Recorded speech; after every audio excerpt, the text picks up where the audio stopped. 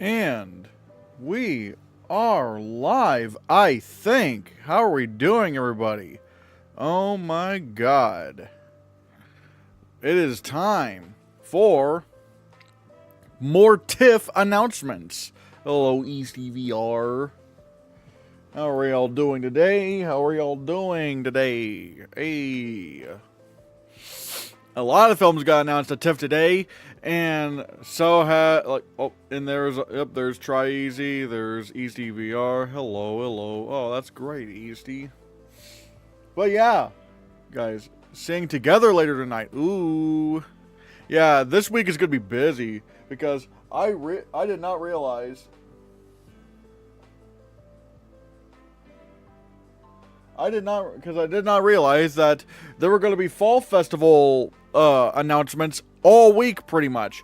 So I'm going to try to stream as much as I can, and I will say I'm going to try to be on for maybe around an hour and a half, because I got a phone call at 2 p.m. But yeah. The Christy Martin biopic might get a makeup nom. We'll see. I mean, we'll get to that here in a bit. I'm just trying to, warm up to the stream. Let's go, everybody. But yeah, a lot of the contenders at TIFF have been announced today. You're wearing a different shirt in the thumbnail. That commonly happens. I mean, here's a little secret. I bulk, I bulk take take pictures and make thumbnail reactions, and so that I already kind of have them ready to go when I make my videos. So yeah, but yeah, guys, I will say thank you guys so much for coming on to the stream. Man, we have 8 viewers right now. Cool. And before I get on to get on with the films, I do want to let you guys know that we do have, memberships are open for $2 a month. You get loyalty badges, you get emojis. If you're a member, put those emojis in chat to show people what these are. You get members only videos. I'm gonna start doing more often, members only shorts and stuff.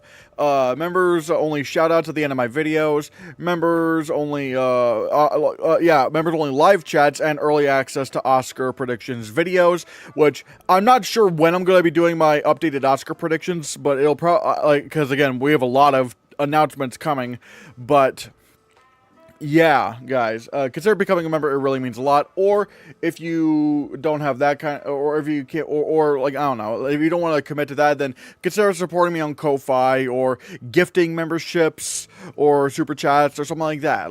Yeah, it's all going to be a lot of fun. But still, anyway, let's get on with the TIFF announcements. Thoughts on J. Kelly missing? Do you think it could be added in the future? Does Ballad of a Small Player making it to TIFF signal that it could be Netflix's top contender? It is weird that J. Kelly's missing, especially since Marriage Story did place at TIFF, if I'm not mistaken. It is very strange to me. Ballad of a Small Player, I have no idea. I mean, Edward Berger did get All Quiet and Conclave in, and I know Netflix is really big on Frankenstein, but that's what I've heard, but I just don't believe that's going to be a legit awards player, at least not outside of Tex. Oh, and see, Try Easy's putting in the emojis. Hell yeah. Like I said, if you guys want to become members, consider you're just hitting that join button, or you could, or if you're already a member, you could gift memberships. So yeah. Christian, when Honora wins and wins picture and Sing misses. Oh, don't remind me. J. Kelly will most likely get put in as a late addition. Maybe. We'll have to see. In the next Best Picture podcast, Will Mavity said that the Ballad of a Small Player book is more popular and successful than the Conclave book. So maybe Ballad of a Small Player could become Netflix's top pony. But here's the problem. I don't know exactly. I don't know how to judge it, because a lot of books can be popular that end up not being anything, because they're very different mediums. So I don't know. Also weird, no Kiss of the Spider Woman yet. Yeah, that's strange. Amziah King is dead. Again, I just don't know what to do right now. I'm waiting for what the other, film festivals do to see if I can find any good alternatives. But still, let's get started, shall we? Let's get started. First up, we have... what is it? Yeah, A Private Life, directed by Rebecca Zlotowski. I actually don't know that much about what this movie is.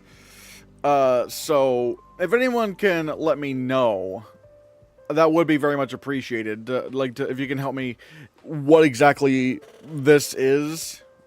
It looks like it's starring Jodie Foster, so... Do you know of any popular books that had Dead or Nothing Burger adaptations? If we're talking about, like, well, in terms of Oscar chances, well, I mean, plenty. You know, obviously, I mean, Twilight, Hunger Games, you know, those didn't go anywhere. And again, like, I'm trying, like,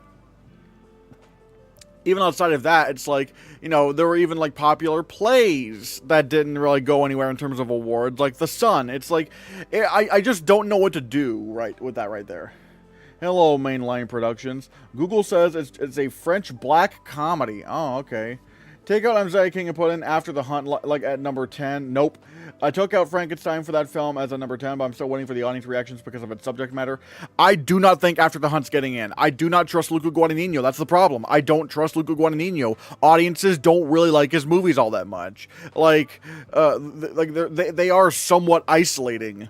And he has not one film of his has gotten an Oscar nomination since Call Me By Your Name.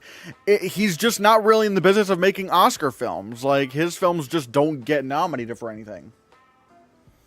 It has a 6.3 on IMDb, so probably won't go anywhere. But again, I just don't know. I don't know what to do with Anxiety King right now. I'm like, because there are some movies where it's like there's too many contenders to put in, and I just don't trust Luca Guadagnino to make an Oscar film with After the Hunt. So I'm just waiting to see what happens with what is announced. It's more Oscar bait than his other films. Again, it's his style. His style just gets in the way. I have to wait and see what happens. Oh, you're talking about A Private Life?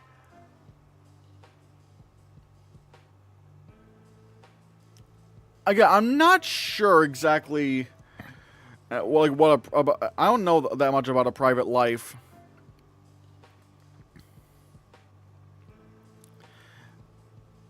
I mean, the fact that it's a mystery film, I don't know. The Oscars don't really like mysteries.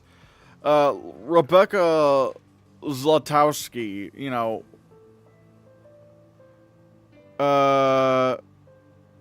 Yeah, none of her films have been like big things at all. So I think what's going to happen with A Private Life is I'm gonna, like, if this is gonna be a thing, I'm gonna have to wait until, you know, if it places at TIFF or something, then I will take it seriously. But right now, it's like nothing is convincing me this is gonna be a real thing. Since Jay Kelly missed the TIFF lineup so far, at least so far, you have to say bye, Jay Kelly, bye, loudly and dramatically while waving your arms frantically. I don't have to. Again, I'm not sure where it's going. And even then, like, the TIFF lineup has still technically not been finished, but even though it's kind of weird that it hasn't been announced already, and we don't know if it's going to Venice or not. So, I'm just waiting to see what happens. How are you, Mr. Cast? Oh, I'm doing, I'm trying to get by. You know, I'm trying to get by. But yeah, I don't know about A Private Life. If this is a thing, it's going to have to be something I wait on until, you know, it places at TIFF. If it places at TIFF.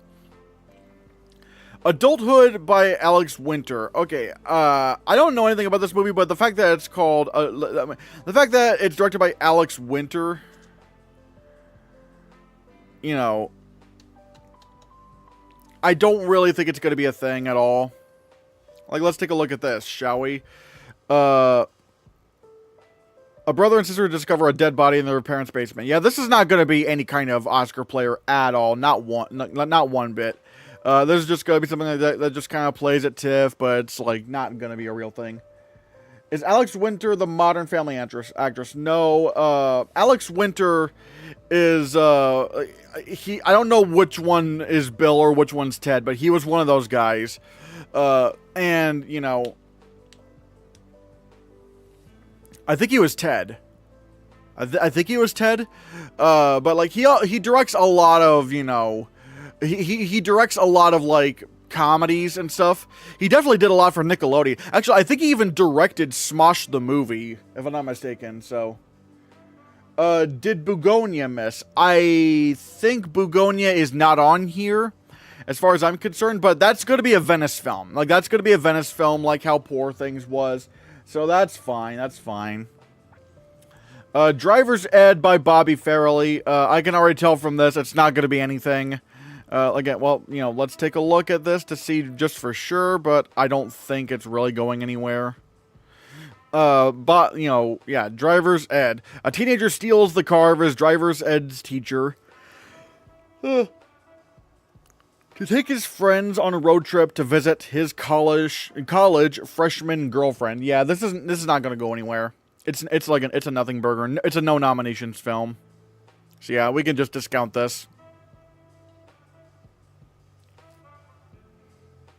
Oh, yeah, the Modern Family interest is Ariel Winter. Yeah. Hello, Eglantine. Hello. Double account action. Uh-oh. Eleanor the Great, yeah, directed by Scarlett Johansson. We already know the response for this film. It hasn't been great, so we can just discount this. Is the Venice lineup being announced this week? I think it's being announced tomorrow at like 6 a.m. or something. So that's going to be big. Yeah, tomorrow is Venice, yeah.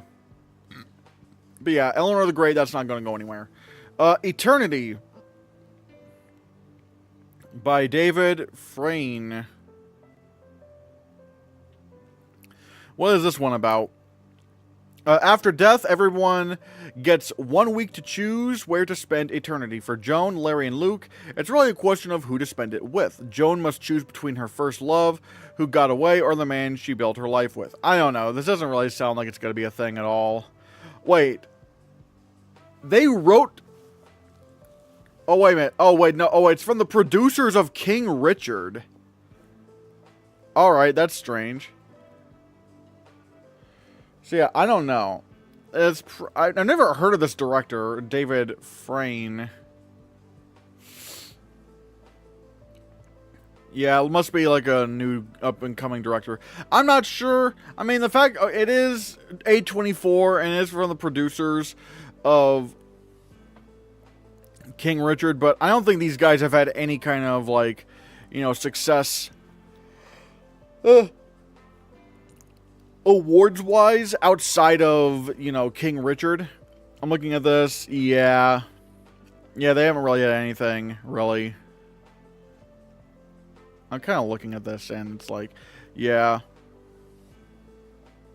8-Bit Christmas. Huh.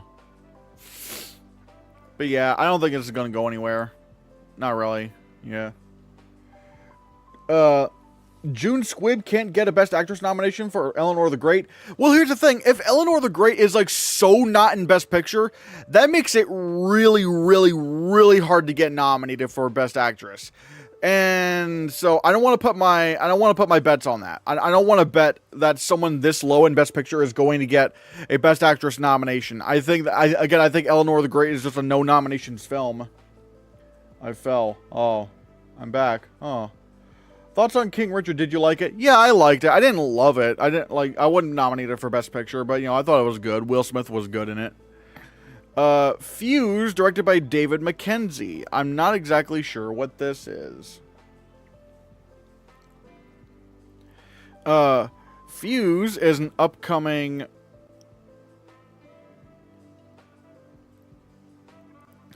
Wait. Yeah, an unexploded World War II bomb is discovered on a busy construction site in the center of London. Chaos ensues as the military and police begin a mass evacuation against a ticking clock. Yeah, this is definitely like just some random thriller that they're putting into TIFF. Doesn't look like it's going to be anything at all. I really hope June Squibb gets an Oscar nomination before she passes. I mean, she technically has. I mean, she has gotten an Oscar nomination. You know, she was nominated for Best Supporting Actress for, you know, Nebraska. If Squibb couldn't get a Globe for Thelma, I doubt she'll get one for Eleanor. Yeah, especially since, like, you know, Thelma had way better reviews than Eleanor did. Yeah. Glenrothan, directed by Brian Cox. I guess he's making his directorial debut. I think it's his... Oh, yep, it's his feature directorial debut. What is this about? After 35 years abroad, Donald returns to Scotland to make amends with his brother, Sandy. Again, I'm just not sure. This doesn't really sound like something that's going to be, like, you know, big in terms of awards or whatever. I don't know. It just kind of looks like a regular drama that you would see over at TIFF. Nothing that, you know, spectacular. The Succession guy, damn, almost 80 and starting a directing career. I mean, hey, yeah, I mean, Succession could really get you places, you know. Good Fortune, directed by Aziz Ansari. Now, if I'm not mistaken, you know, Good Fortune was a film that was gonna be done by Warner Bros. Like, I'm trying to remember.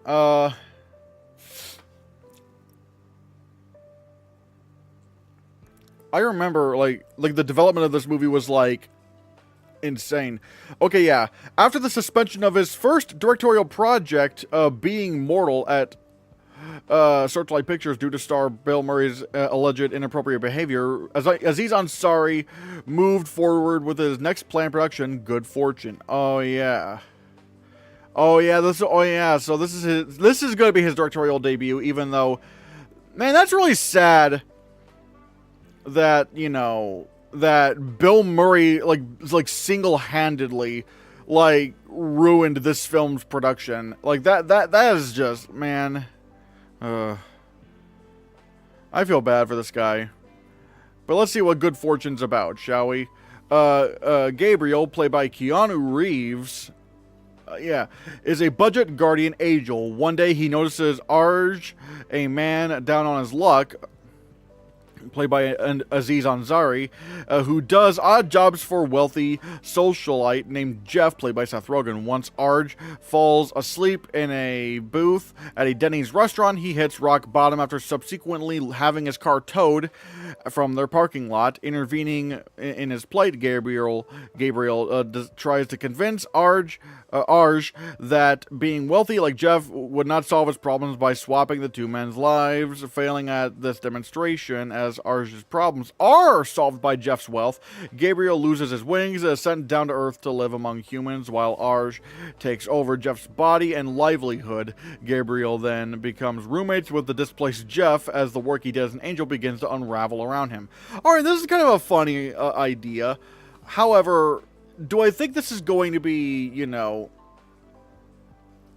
I don't think this is going to be, like, a big awards thing, but the premise sounds pretty funny. I don't know. Do you think there are any Oscar chances of Caught Stealing getting an adapted screenplay nod or Austin for lead actor? Having seen the trailer, absolutely not. It does not look like a Oscar thing at all. Good Fortune looked pretty good from the trailers. I haven't seen the trailers yet. Oh yeah, there's a Hannahcast emote. Is Roofman in or out? I think Roofman is playing here, but we'll see. Are all the DJ First Film contenders going to be actors turned directors this year? Not always. I mean, I thought Michael B. Jordan would have gotten nominated for Creed 3, but they didn't do that. So, it's probably, like, that's usually not, it's not always the case. We have Hamnet, directed by Chloe Zhao. Weirdly enough, there is still not an image for this. I'm just like, why? Why is there not an image for Hamnet? Yeah, even Dev Patel missed for Monkey Man. Exactly. Homebound, directed by Neeraj Gaiwan. I hope I pronounced, you know, their name correctly. Hold on. What is this film about? Two childhood friends from a small village in North India dream of becoming police officers, hoping the job will bring them the respect they never had. However, as they come closer to their goal, pressure and struggles create problems in their friendship. Alright, Alright, that sounds interesting. Like, again, I want to see what happens with the response to this film, but it's like, this isn't that crazy. Wait. Oh wow, Martin Scorsese is an executive producer. Huh. Alright, that's interesting. Sounds like a Slumdog Millionaire to me. I don't know how this really sounds like Slumdog Millionaire. I mean, yeah, the characters are Indian, but I don't, as far as I know, this sounds nothing like Slumdog Millionaire in any sense. I will keep Caught Stealing on my radar because it was Writers Guild eligible. For now, I don't know. Yeah, it's an Indian film. If India submits it, it wins People's Choice. That would be huge for India at the Oscars. Okay, I don't know if it would automatically win. Well, again, we'll have to see how it all works, but...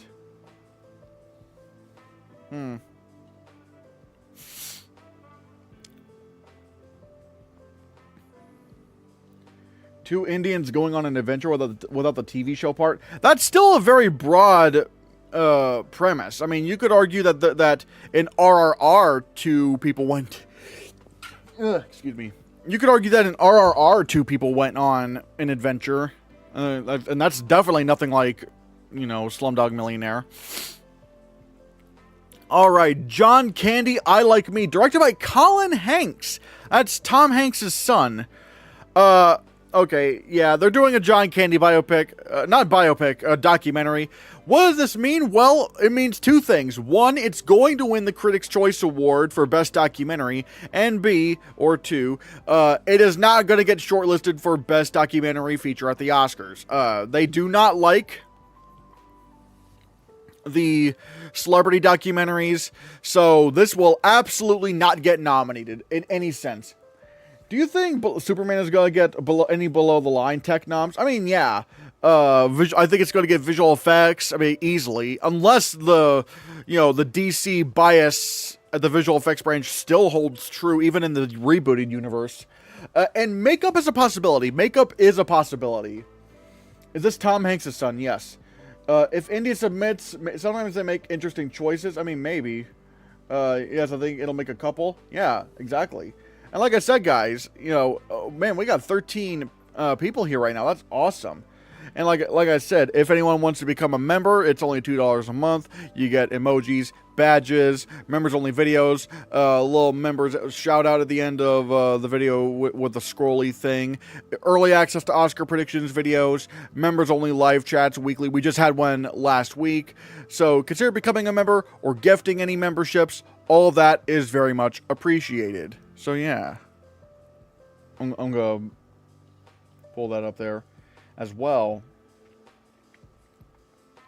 So yeah, yeah, like I said, John Candy, I Like Me is not gonna go anywhere.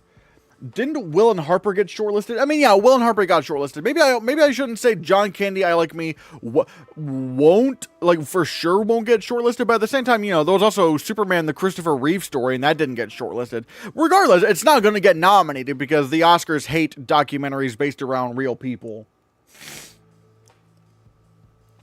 What do you think Roofman will be nominated for here? I mean, I don't know if it's really nominated. I don't know if it will be nominated for, like, they have the People's Choice Award, and they have, like, first place, second place, and third place, but I don't think it's going to place there. Does this get, okay. Does this get some of the Documentary Guild Awards, DGA, Writers Guild, and Eddie? I mean, maybe a PGA probably would go for John Candy, I Like Me, but the documentary branch at the Oscars, they're the ones that will gatekeep the celebrity documentary films. Lilith Fair, Building a Mystery. I have no idea what this is.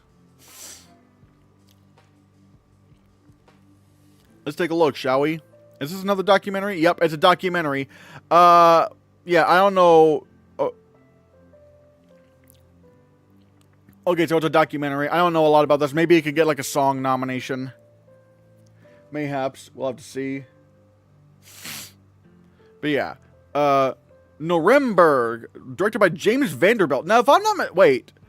Okay. The costumes and the car. That's interesting. If I'm not mistaken, isn't James Vanderbilt like a Spider-Man writer?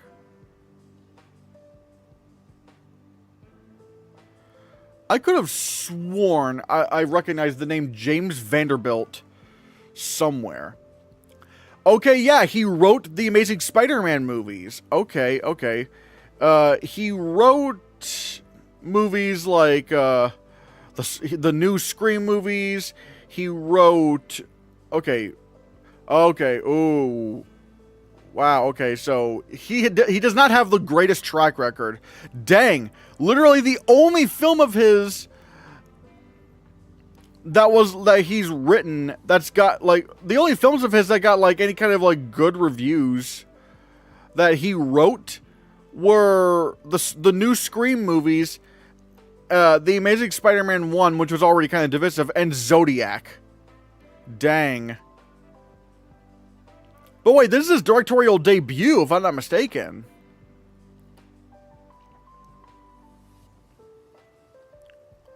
Let's take a look at this. During the Nuremberg trials, Nuremberg prison's chief psychiatrist, Douglas Kelly, interviews Nazi prisoners to determine whether they are fit to stand trial. Therefore, he enters a battle of wits against Adolf Hitler's right-hand man, Hermann Göring. Admittedly, this is a fascinating, this is a fascinating, it is a fascinating premise. It stars Rami Malek, Russell Crowe, Leo Woodall, Michael Shannon, Richard E. Grant, Colin Hanks, John Slattery. I mean, my God, like that's a pretty stacked cast. But again, it's also like, Sony Pictures classics. But wait, is this true that he's not directed anything? Oh wait, no, he's directed Truth. Let's see. Okay, let's take a look at the films that he's directed. Okay, so wait, yeah, he's only directed one film, and that was like nearly 10 years ago. How was the reception for this film? 63% on Rotten Tomatoes. Okay. So yeah, I don't know.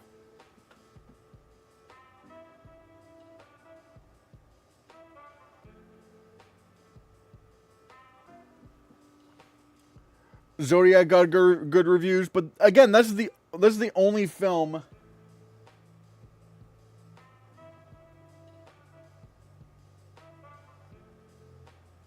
So yeah, like Zodiac, that's like the only film of his that, that got like any kind of strong reviews or whatever.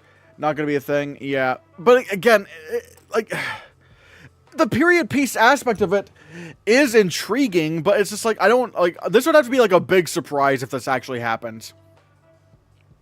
This would have to be a big surprise if it truly ends up happening, but I don't know if I can call that yet.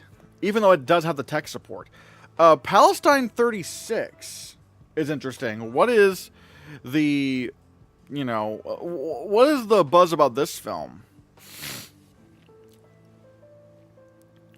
Okay, so it's directed by Anne-Marie Jacquier. I hope I pronounced her name correctly.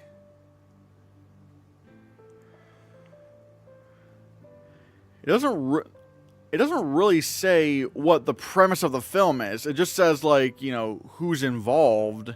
Okay, in 1936, the Palestinians began a farmer-led revolt against British colonialism, which marked the beginning of the largest and longest uprising against Britain's 30-year rule.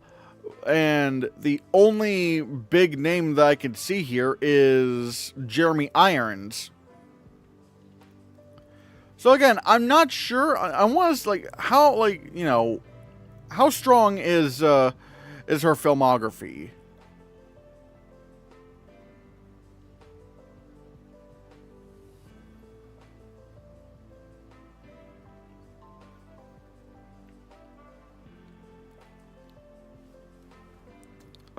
Rotten Tomatoes. Let's see.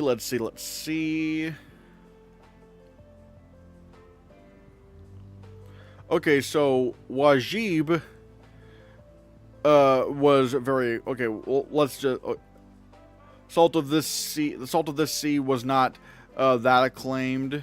Let's take a look at the average ratings.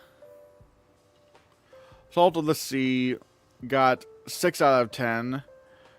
When I Saw You has an 83% Rotten Tomatoes, but is okay, 6.8 out of 10. What about Wajib? Does what does Wajib have? 7.6 out of 10. So she's not really an acclaimed filmmaker. So I don't know. Maybe this you know, what was it? Oops. So maybe. Oh wait, what the?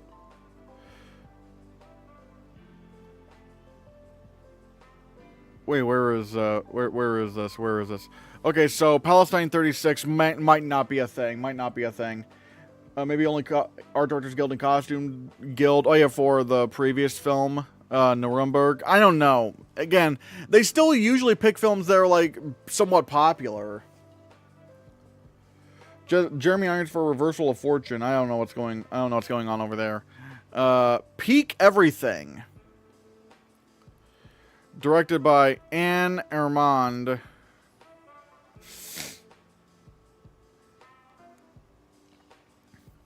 Okay. The film stars Patrick Heaven, or Hyven, as Adam, a kennel owner from Montreal who suffers from depression and climate anxiety. After buying a light therapy box to counter his symptoms, he falls in love with Tina, the customer service representative, who helps him set up the device over the phone and sets off to Sudbury to find her. I don't know. This seems like it's just a Canadian. I think it's just a Canadian film. Yeah. Oh yeah. It's just like a Canadian thing that's playing at TIFF. All right. So yeah, it's probably not going to be a thing at all. Roofman. Yeah, I already know what this film is. I know, Troels is going to be really excited for this. But again, let's take a look. This film is a biopic of fugitive Jeffrey Manchester, a former United States Army Reserve officer known colloquially as Roofman due to his propensity to steal from branches of McDonald's after entering their premises via the roof, and evaded capture from police by hiding in the wall of a Toys R Us store. Again, nothing about this at all screams screams Oscar to me. Like, literally nothing about this screams Oscars to me. Like, the genre is weird, like crime, comedy, drama film. It doesn't look like it's going to be like discussing like any kind of social relevant stuff. It's not traditional Oscar bait. It's just absolutely nothing. It's just a nothing movie. It's like, I genuinely do think this film's going to get no nominations. There's just no reason to believe that this is going to be a thing at all. I mean, yeah, it does have a pretty interesting cast, but again, name anything about this film that's like legit, like something that the Oscars would go for. And I would say it's just nothing. Nothing is about to happen. Real life person. I mean, there's a lot of movies about real life people that don't get nominated for anything. Look at, I Want to Dance with Somebody, the Whitney Houston biopic. That got no nominations, and that was more Oscar bait than something like this. This looks like a Critics' Choice Best Comedy Film Award. Not even like an award, maybe like at best a nomination, but even then I don't think this is going to do that. It just feels like it's just like a film that has like a few big names that's going to play at TIFF, but then everyone's going to forget about it. Channing Tatum went through a lot of transformation and lost a lot of weight for this role. I mean, sure, even if that's true, even if that happened, it still didn't go anywhere. I mean, you could also say the same thing for a lot of actors in superhero movies. Like, they, do a lot of, big transformations, but they don't get nominated for Oscars. It's just like nothing about this movie is intriguing for the Oscars. Nothing. There's just nothing that it's just not going to come from. Like, it's just not going to happen. It is just not going to happen. She Has No Name, directed by Peter Hosun-chan. I'm not sure what this is. I'm not sure what this film is. She's Got No Name as the plot. Okay, this is the plot. Set in a bustling alleyway during the Japanese occupation of Shanghai in the 1940s, the film centers on a wife, Zhan Zhao, who was being charged with the bloody dismemberment of her husband, a killing that seems impossible for her to have committed alone. The murder thrusts Jeanne into the spotlight and the court of public opinion, forcing her towards a fate intertwined with that of her own country. I don't know. I don't know if this film is going to be like a thing, really. Looking at, let's take a look at, you know, I don't know. Yeah, I don't know. Nothing is really like. Nothing is really like. Okay, so he like.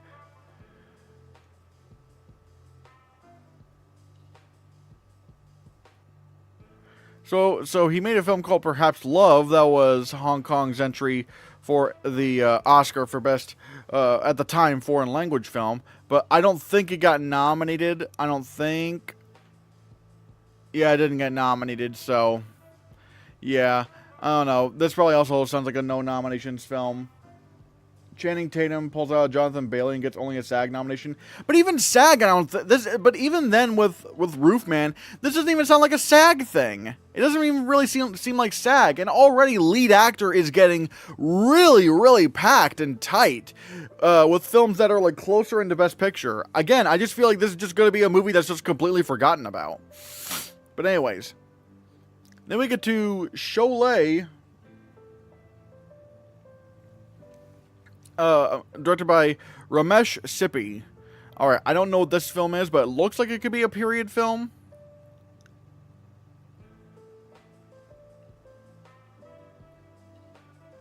Wait, where's the film? Where's the film? Ah, man, it's not even on. It's not even on Wikipedia. Damn it. Wait, it's nowhere. See, I don't even know what this movie's about. I don't know what this movie's about, so yeah, I don't know.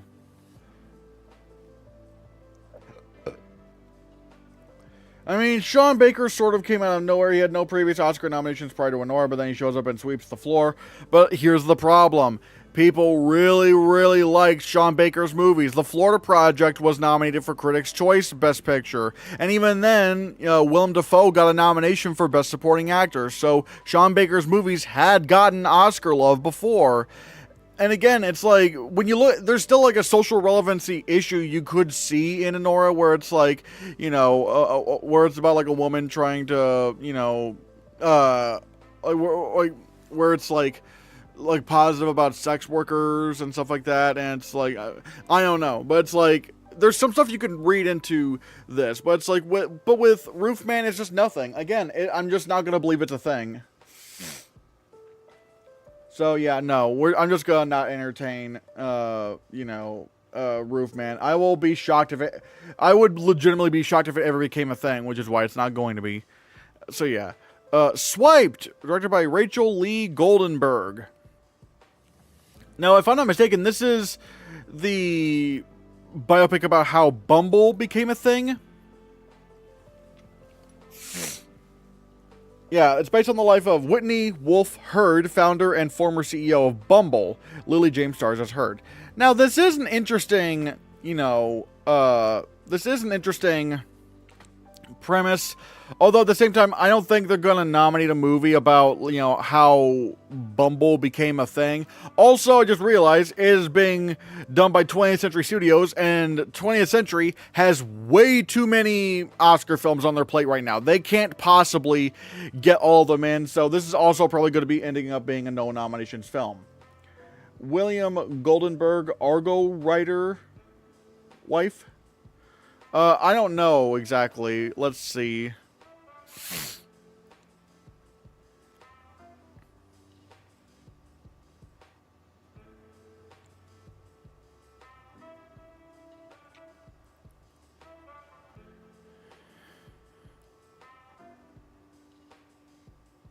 I don't know. Doesn't really say anything.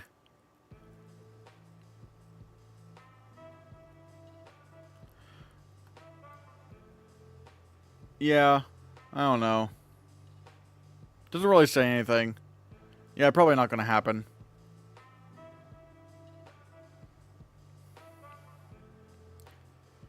Oh wait, so she has oh yeah, she's directed like asylum films. Dang, okay, wow. And then, you know, yeah, and then she directed A Deadly Adoption. I don't think this was received well.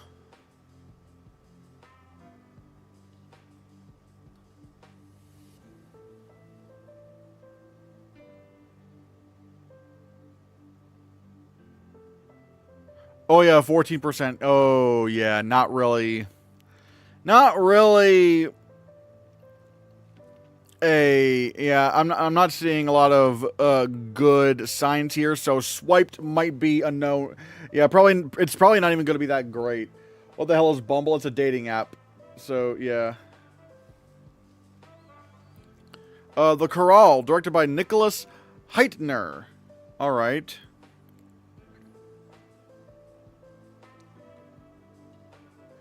I'll play around with Caught Stealing winning the Globe for Best Comedy? What? It and The Naked Gun are the only films that have attracted my attention this year. There's no way Caught Stealing is going to win the Globe for Best Picture, Musical, or Comedy. Absolutely not. Not when you have films like Bugonia in contention, like Jay Kelly in contention. Like, hold on. Hold on. Let me just show you. Because this is, like, I think that's not a good idea. Because, like, Caught Stealing.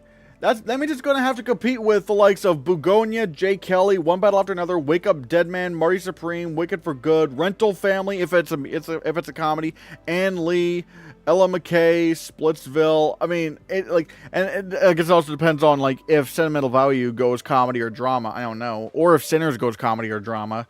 Or then there's Is This Thing On? No. I would say it's not gonna happen. Caught Stealing is not gonna happen.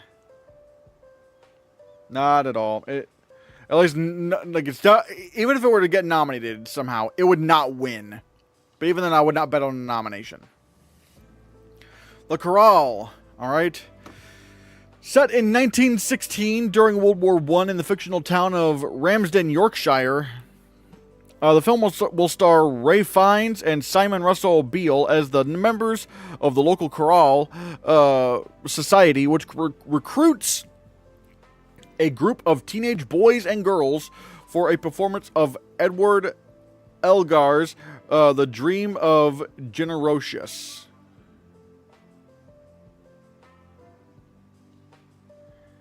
So yeah, I don't think this is gonna happen.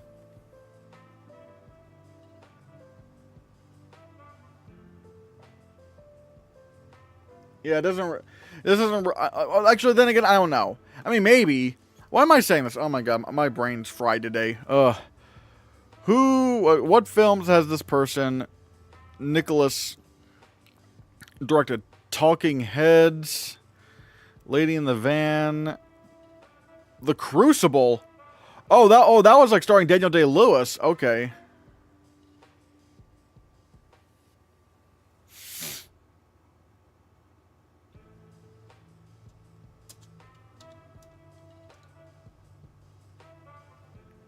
Let's take a look at the filmography, shall we?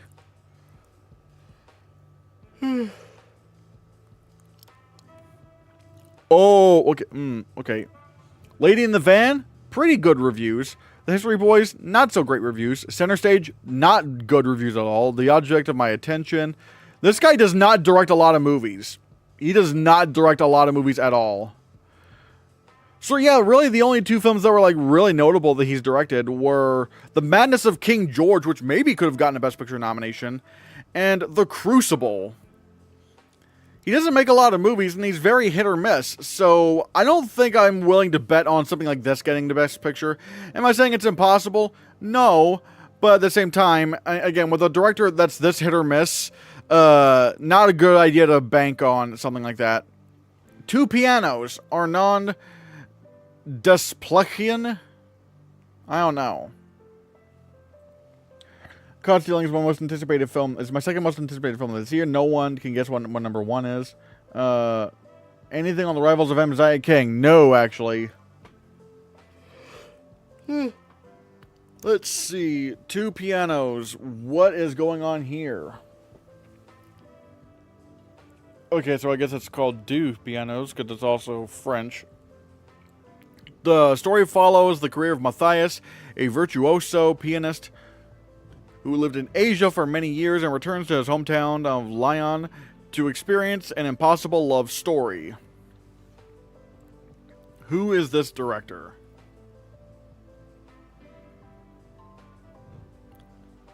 Okay, pretty prominent writer and director. But again, I have no idea who this person is.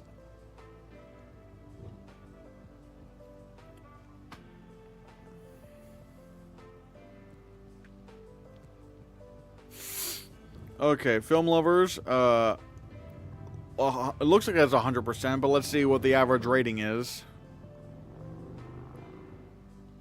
7.0 out of 10. Not great. Not great. Brother and sister, divisive, deception, divisive, divisive, not divisive, but that was all the way back in 2015. Divisive, not divisive. So yeah, his filmography is all over the place. Yeah, Arnon's filmography is all over the place, so I'm going to say no for now. I'm going to say no to that. About Sinners going either comedy or drama, Tarantino recently talked that Pulp Fiction going in drama destroyed its Oscar chances as it easily lost to Forrest Gump instead of winning in comedy. I mean, maybe, but then again, it would also compete against Four Weddings and a Funeral and The Lion King, so I don't know. And that's it for the TIFF gala presentations. Alright, now we get to the special presentations. Yeah, the special presentations. Basically, I think Sinners and Sentimental Value will try to go in different categories so that both win. I mean, that's possible. It just depends on who goes where. Like, would Sinners go into drama, or would it go to musical or comedy? Or, you know, what about Sentimental Value? Would it go to drama, or would it go to musical or comedy? Because if they do split, then there is a good chance they could win their respective categories, and it would officially be a Sinners, Sentimental Value duel. A Pale View of Hills, directed by Kai Ishikawa. All right, let's take a look at this film.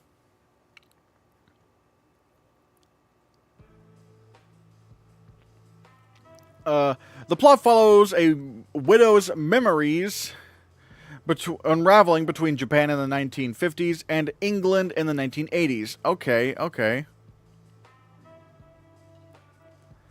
I don't know. Okay, so we don't really know who the...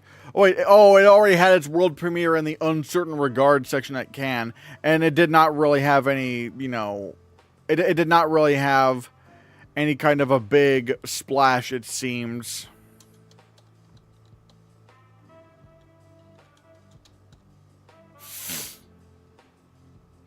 Yeah, 60%. Yeah, it's gonna be nothing. It's gonna be nothing. So we're not getting any clues there. I could see Sinners and musical for Globes. Perhaps, maybe. Do you think K-pop Demon Hunters will get into Best Animated Feature? Here's the thing. I feel like it deserves to win Best Animated Feature, but my issue is that it's like if the Lego movie couldn't get in, if the Lego Batman movie couldn't get in, and the Lego Batman movie came out in a weak year for animation, and if Teenage Mutant Ninja Turtles Mutant Mayhem couldn't get in, then why would K-pop Demon Hunters get in? I already am struggling to convince people I know to watch K-pop Demon Hunters because they think the title is really stupid.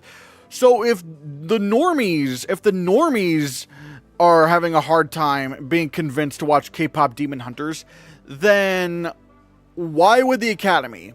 The Academy is going to look at the title K-pop Demon Hunters, and they're not going to watch it. So, yeah, no. It deserves to win Best Animated Feature, but I do not think it's even going to get nominated, because, again, they're going to be biased by the name alone. But Mitchell's vs. the Machines got in.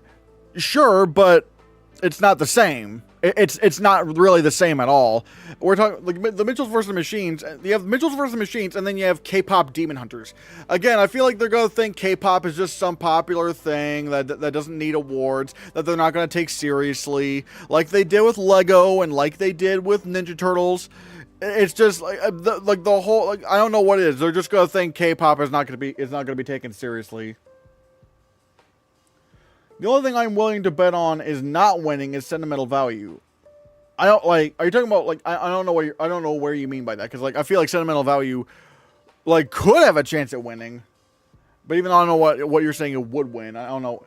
What are the odds that Wicked doesn't get in? I'm already kind of predicting Wicked doesn't get in, but it's not impossible that it does. I've just heard too many divisive things about the second act, and sequels already have a problem getting into Best Picture, so. Speaking of Globes, I think Sinners will take direction, and Sentimental Value will win screenplay. The last film to win screenplay and direction of the Globes was La La Land. I mean, maybe, but at the same time, I don't know. I think it's just going to get messy. At the Oscars to win Best Picture. Yeah, I don't think Sentimental Value is winning Best Picture because I don't think it would win. Like, I struggle to find what guilds it would win that Sinners wouldn't already be stronger in. So there's that. A Poet, directed by Simon Mesa Soto. I don't know what this film is, but this is its North American premiere. Oh, wait, this was a Cannes film.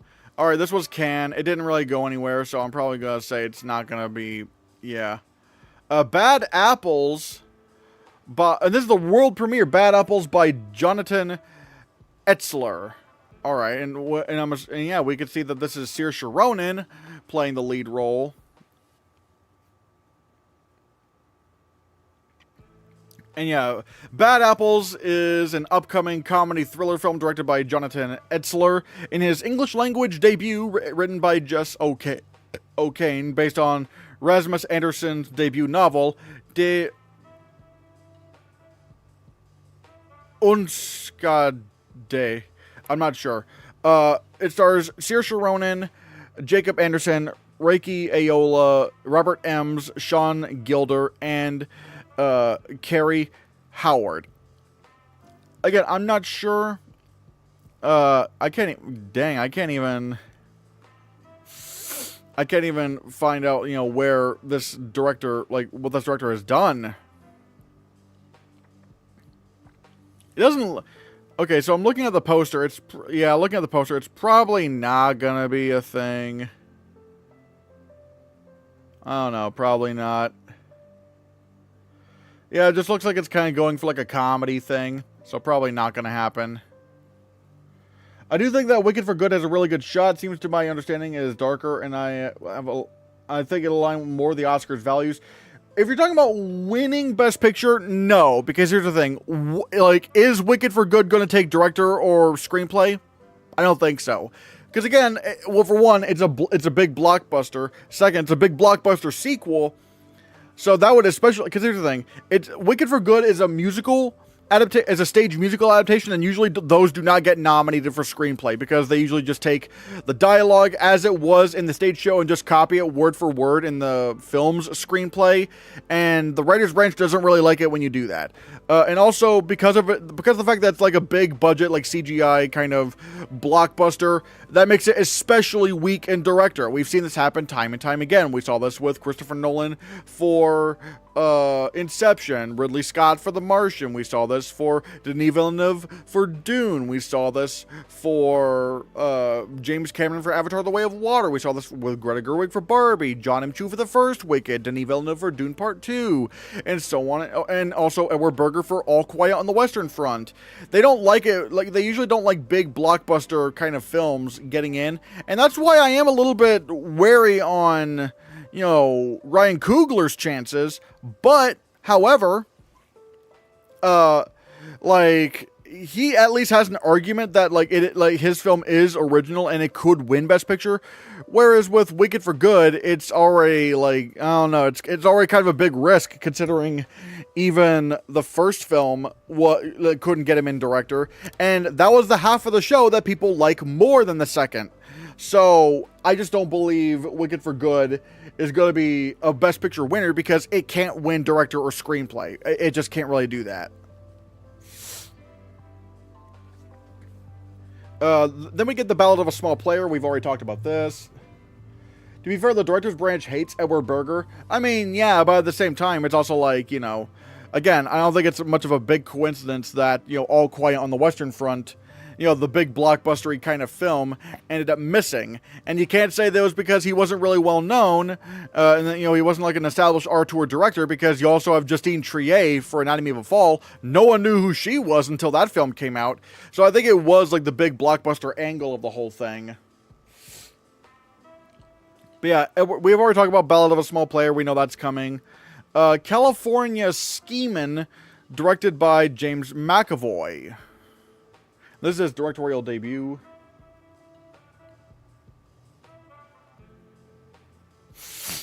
The film tells the story of the Silly Bill and Brains, a rap duo who for 3 years pretended to be American in order to be taken seriously by the record industry, and ended up touring with Eminem. Okay.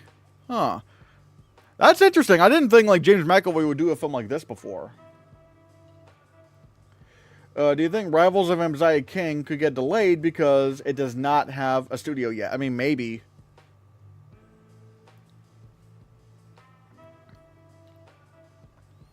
Yeah, this is kind of cool. I mean, I don't think this is going to be like an Oscars thing, but alright. Will we see a Venice lineup reaction video from you tomorrow, or would you plan to do a 6 a.m. live stream? No, not a 6 a.m. live stream. It's, I don't know. Maybe I could just still do it around like 12 p.m., like noon. And that seems like a pretty good time to me. Messiah King can't get delayed. It doesn't even have a release date. Yeah, that is true. But everyone is kind of expecting it to come out this year. Kali...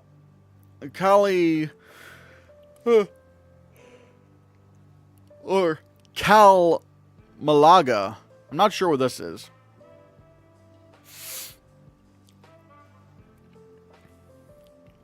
An aged Spanish woman in Tangier resists her daughter's decision to sell her home. Yeah, I don't know who I'm not really sure what's going on here with this film. Maybe Spain could submit this for, you know, for Best Picture. Maybe. I'm not exactly sure. We'll have to see. But yeah, that's probably, I don't really have much to say about this one. Charlie Harper, directed by Tom Dean and Mac Eldridge. Alright, what's going on here? Wait, no.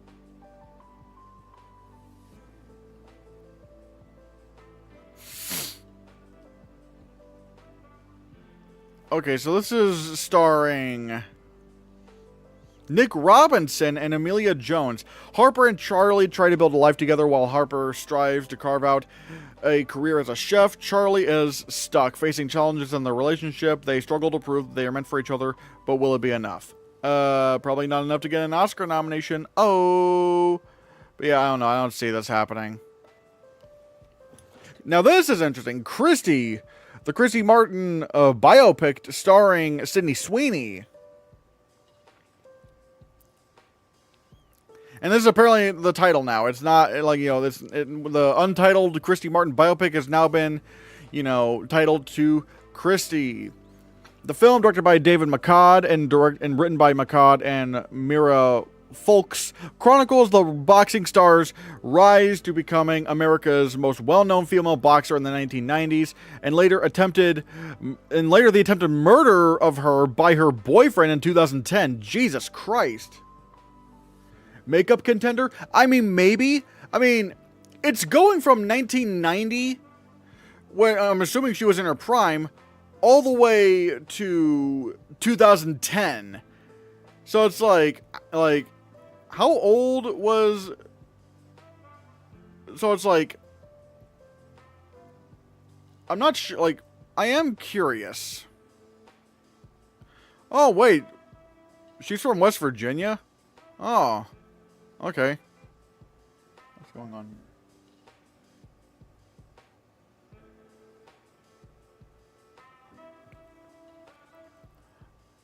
So let's see.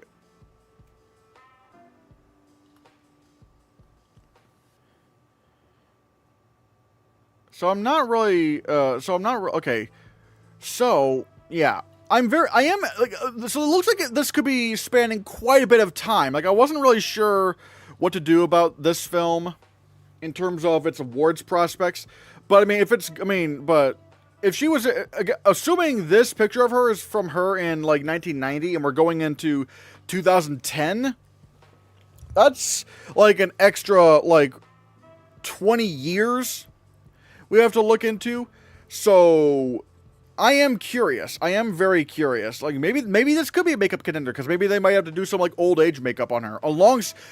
Okay, that's interesting. You may have to do, like, old age makeup, and you may have to do boxing bruise makeup. So maybe this could be a thing. I don't know. Maybe Jordan and Patel got snubbed at the DJ last year because they think actors turned directors aren't good enough for them. Remember Bradley Cooper.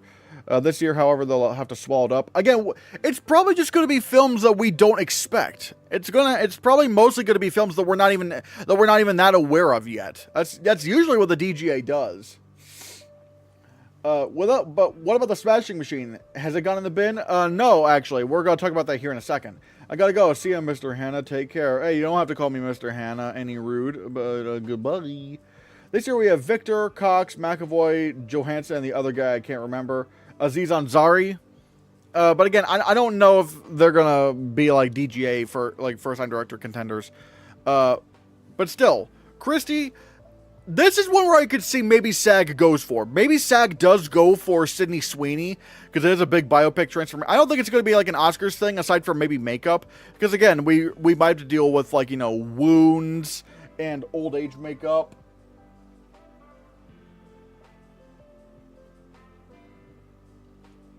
So we'll have to see. We'll have to see about that. Couture by Alice Winokur. I still don't see an image. Why can't they just show us an image of this film? I am curious about this, because the director here is is somewhat strong. An American filmmaker goes on a journey as she arrives in Paris for Fashion Week. Again, I am rather curious about this, because her filmography is mostly, I think I remember it being pretty strong for the most part.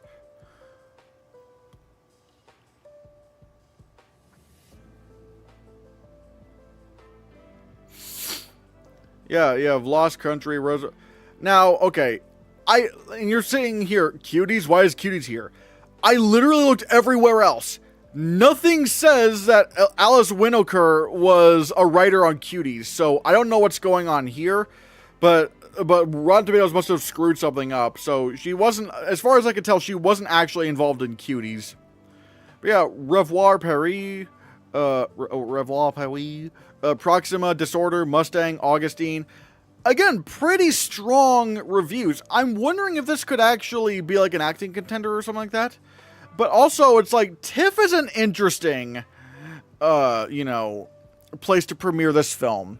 And not like, not Venice. This seems like a Venice thing that would happen. So I'm not sure what's going on.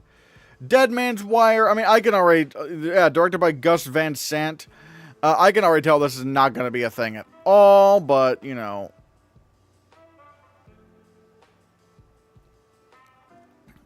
Man's Wire is let's see. Depicting the 1977 kidnapping of Tony Curtisis of his bank mortgager and request for hostage money and an apology. Bill Skarsgård, Coleman Domingo. I'm not exactly sure. What's going on there. Degrassi, Whatever It Takes. I think this is a Drake, thing. I will say, in less than 15 minutes, I'm going to be getting an important phone call. So, actually, no, not 15 minutes. It was a 15-minute It's a 15-minute call, but it's going to be in less than an hour. Okay, so we can still probably go on until maybe a little bit after 1:30. What do you think is winning People's Choice? I have no idea, because we do have something. I'll discuss like what we could expect to win later on. We'll have to see. Easy's Waltz, more like Eastie's Waltz. Nick Pizzolatto. Apparently, this is like some sort of film about redemption, and it's starring Vince Vaughn. I don't really care about this. Vince Vaughn is MAGA, and he can go fuck himself. So yeah. Frankenstein, directed by Guillermo del Toro. It's North American premiere, which makes me think that this is going to premiere at Venice. Again, it's interesting. I think, yeah, it does make sense that it's going to make the rounds around, you know, the festival circuit. But I still don't think it's going to be a Best Picture contender. I mean, again, it's probably going to get like a few texts, but nothing else. And it might get Writers Guild and maybe PGA, but I wouldn't seriously consider it for Best Picture.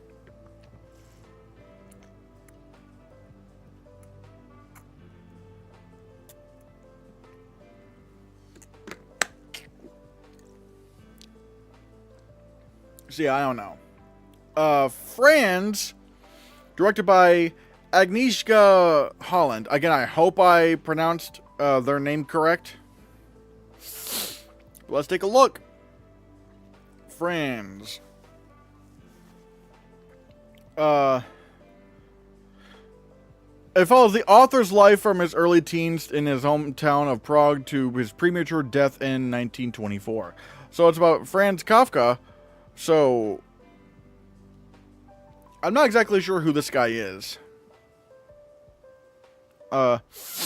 Widely regarded as a major figure of 20th century literature, his work fuses elements of realism and fantastique, and typically features isolated protagonists facing bizarre or surreal predicaments and incomprehensible socio-bureaucratic powers.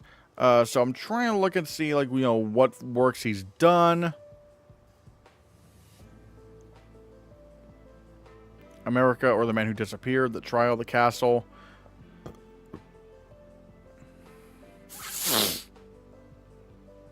Okay, I've not really heard of a lot of these books.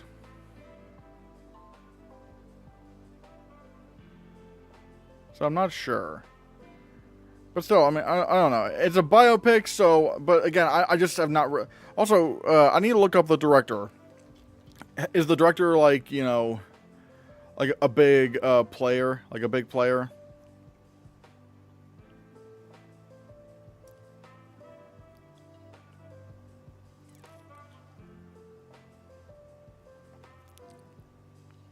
Okay. Green Border, Charlatan, Mr. Jones, Spore, Burning Bush, In Darkness. Okay. So some of the earlier films were a bit hit or miss. But again, like in more recent years, you know, it seems like she's had some pretty like consistent work. Especially I've heard some great things about Green Border. So, I don't know, maybe 8.3 out of 10, that's not bad at all. That's actually very good. So, maybe I could put Friends somewhere in the list. Actually, I just realized, is this film, like, you know, is this film adapted or original? Because that could help sway things a bit. Oh, wait. Oh, okay, so Europa got her an Academy Award Best Adapted Screenplay nomination. So she's already been like, you know, recognized by the Academy. But it's an original screenplay, though. That's the problem. Original screenplay. This category is too locked up. And we already have 2 international films, so probably not. So yeah, probably not going to happen. Again, why are there no adapted contenders? There's like nothing happening. Good News by Byun Sung Hyun. I'm not sure what this film is about.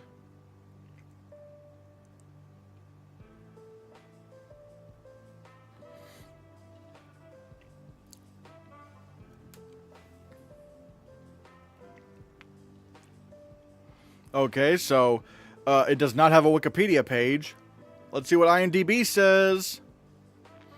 In the 1970s, a covert team is determined to land a hijacked plane by any means necessary. So it's okay. So it's an action thriller. All right. So it's not gonna be a. It's not gonna be a.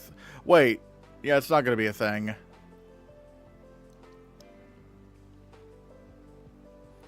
Hedda, we already talked about this. I'm not exactly sure what's going on here. If I had legs, I'd kick you. That's already come out. It was just an accident. Is going to be playing at TIFF. That's going to be playing at TIFF. All right. It would be Night in Caracas, directed by Mariana Rondon and Mariat Ugias. Again, I'm sorry if I mispronounced your name.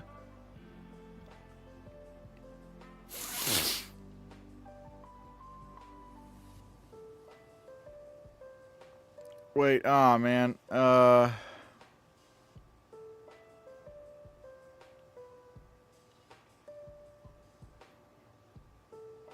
Wait.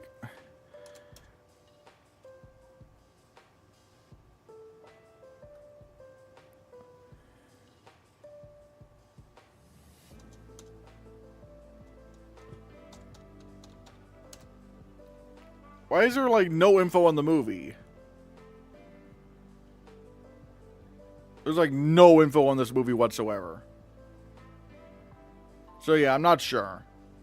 I'm not sure what's going on with this film, so we'll have to see later on. Kakuho, directed by Lee Sang-il. Not sure what this film is.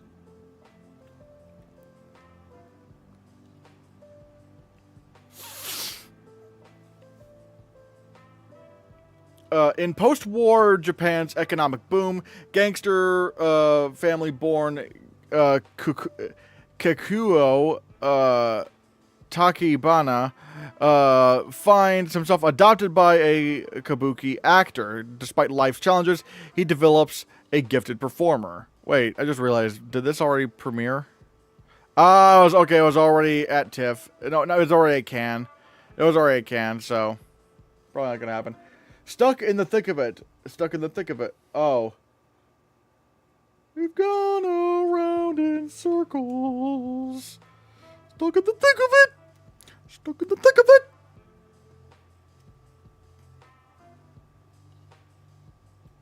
But we can't see where we're going.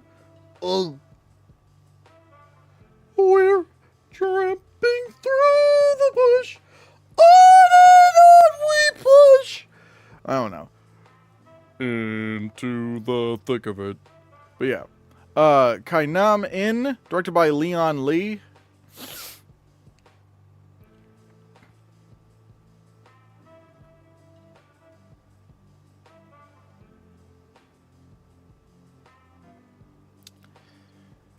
Okay, so I'm not sure where this film is.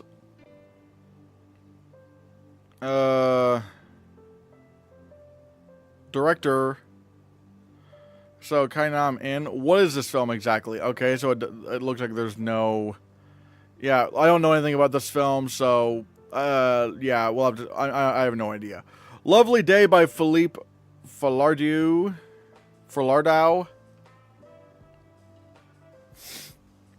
So, I'm not sure.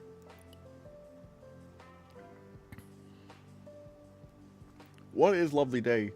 In 2021, 7 films more than won Oscar for the record so far.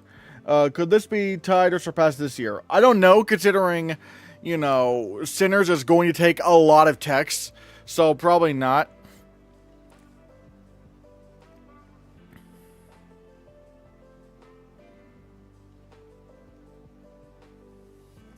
Alright. Adapted from the novel Mile Secrets, Mile Dangers by Elaine Farah, the film stars Neil Elias Abdelwahab as Lane, a Lebanese-Canadian man. Oh, this is a Canadian film. Yeah.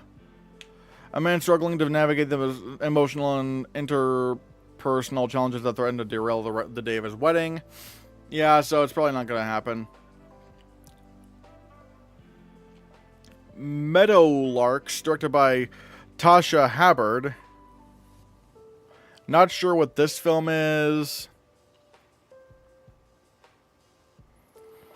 Okay, so this is another looks like this is another like Canadian premiere.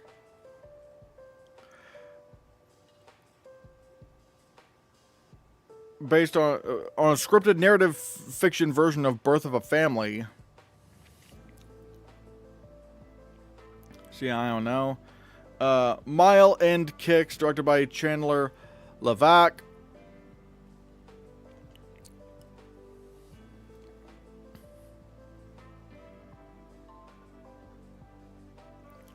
Yep, another Canadian romantic comedy film, based in part on Levac's own young childhood prior to becoming a professional music critic, and filmmaker. The film stars Barbie Ferreira as Grace Pine, a young woman who moves to Montreal, Quebec, with the goal of writing a book about Alanis Morissette's album, Jagged Little Pill, but instead becomes romantically involved with two members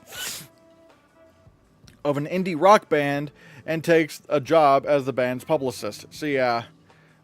Oh wait, it also stars Roderick.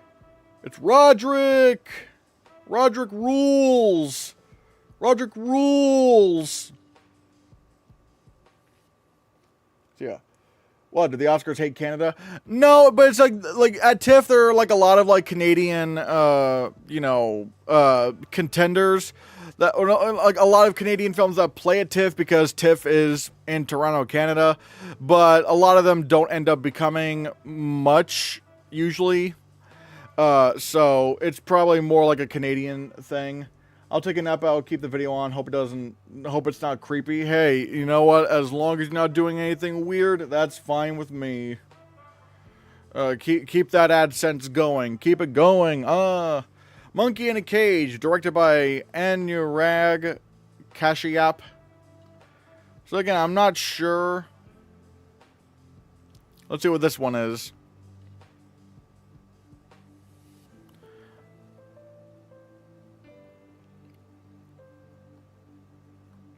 Okay, so it looks like this film... Yeah, this film does not have any kind of, like, no one knows what this movie is. Alright. Nouvelle Vague, directed by Richard Linklater. Alright, he's coming back for this film. Again, I don't think it's going anywhere. Poetic License, Maud Apatow. Okay, so must be related to Judd Apatow.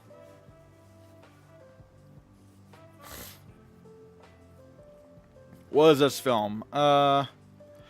Poetic License is an upcoming comedy film written by Rafi Donatic and directed by Maud Apatow. It is Apatow's feature directorial debut. Alright, Liz, a former therapist and soon-to-be empty nester, becomes the unexpected point of tension between two inseparable best friends and college seniors, Sam and Ari. Liz is forced to re-examine her life as the boys' friendship unravels in a fierce competition for her affection.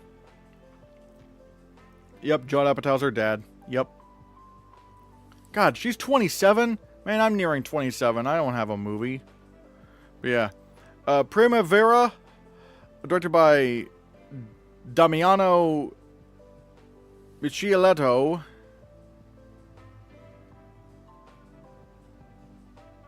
What is this film? Also, like I said, if anyone wants to chime in and give your thoughts, like, go ahead and do so. Okay, there's no... For some reason, there is no... Okay, wait. Okay, yeah, no. There's no premise for this film on Wikipedia, which is weird. Gomorrah, the series, The Traitor, alright. Set in 18th century Venice, Primavera follows Cecilia, a 20-year-old violin virtuoso who lives in the Pieta orphanage. Despite her talents, Cecilia remains confined within the orphanage, knowing that marriage is the only way out. Yet her life takes a turn after she meets Antonio Vivaldi, a brilliant and ambitious composer who becomes the new violin teacher. So again, I don't know. I'm not sure. I've never really heard of this director before. So it's, yeah, probably not a thing. I don't think so. 1963 was the weirdest year in Academy Award history. 3 films got into Best Picture without receiving any nomination, and directing, acting, or writing. Yeah, that was 1963. Like, the old Oscars would do, like, weird things like that sometimes. Project Y.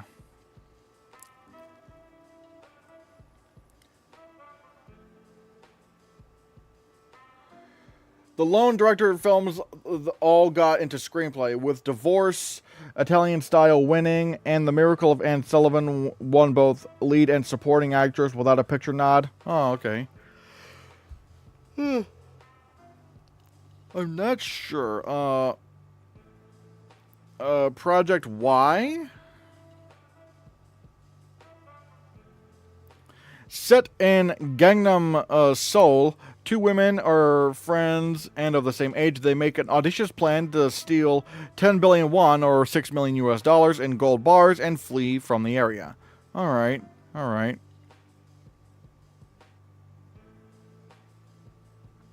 Could the other stepsister get into makeup at the Oscars costume design? Are you talking about The Ugly Stepsister? Are you talking about that film? From what I've heard, it's not like a big makeup thing, from what I understand. Or like from what I've heard, at least. Rental Family, we've already talked about this. This might be a big thing come TIFF, especially since this is one of the few films that actually really stands out. Rose of Nevada, directed by Mark Jenkin.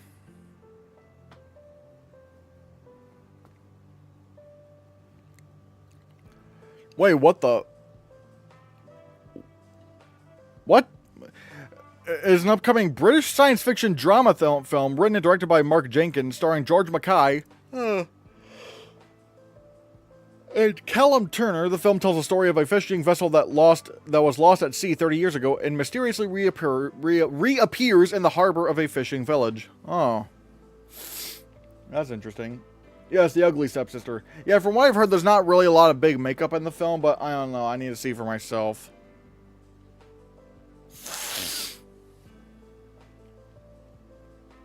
Sacrifice, directed by Romain Gavras. I know this has Chris Evans in it.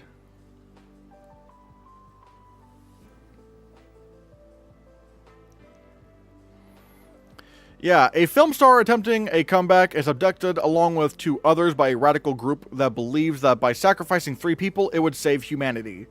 I don't think this is going to go anywhere. I mean, let's see. Athena. Okay, so it was nominated for the Golden Lion.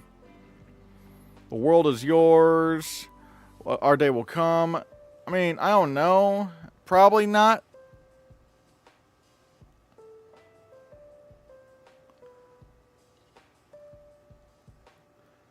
So yeah, I don't know. Again, I guess we will have to see how this goes. How Sacrifice goes, but like, I don't know. It doesn't sound like an Oscars thing. Scarlet, directed by Mamoru Hosoda. Alright, that's fascinating. An animated film playing here. So this is where the film's going to start playing. I think this film is going to be great. I don't know if it's going to get nominated, but like, because again, it does look like it's going to be like an anime action film, and usually anime action films don't really get nominated for Best Animated Feature, which is a shame. So we'll have to see how it goes, but again, I just don't know if the Oscars are going to do it. My favorite weird old Oscar thing was the great McGinty won the inaugural Best Original Screenplay Oscar with the film's only nomination, and it competed against 2 Best Picture nominees, Foreign Correspondent and The Great Dictator. Oh, okay. Again, I'm definitely looking forward to Scarlet. I definitely want to see this film. I think it's going to be great, but I don't know if the Oscars are going to do it. Same with Neja 2. A24 is distributing the English dub, by the way. Yeah, I heard about that. Yeah, I don't think Neja 2 is going to be a big thing either at the Oscars.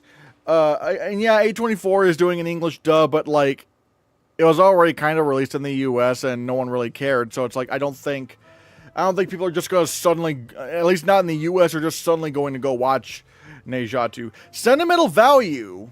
Again, this already premiered, but like, given the lineup that we're seeing so far here at TIFF, this is gonna place at TIFF. It's gonna place at TIFF. Like, if I'm gonna be completely honest, like, I would be, like, I could already guess that 2 of the films that are placing at TIFF are Rental Family and Sentimental Value. Like, bada bing, bada boom. There you go. There were 10 not Best Picture nominees that year. Oh. Silent Friend. Did this already premiere at Cannes or something? Because it says North American premiere, unless it's going to Venice. Ah, okay, I was already in the Berlin. Wait. Oh, wait, never mind. Well, that's the director.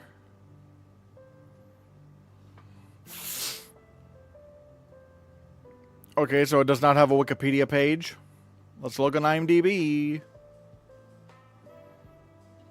Tales told from the perspective of a lonely old tree standing in the middle of a botanical garden. Ah, so it's going to be a weird movie. Like that, yeah, I don't know. That sounds like something the Academy is just going to be like, nope, we're not doing that. So yeah, probably not. Surat. Okay, so this was already premiering at TIFF, but now it's also going to be have its North American premiere at TIFF. Sound of Falling. Again, this is premiered at TIFF. I think it did pretty well at no, it's already premiered at Cannes. I should say Cannes already premiered it. But yeah, that's already premiered at Cannes.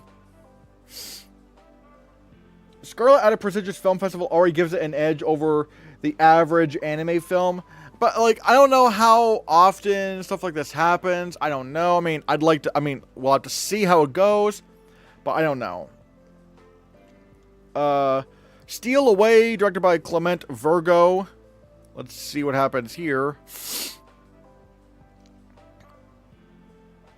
Okay, so it's another Canadian film.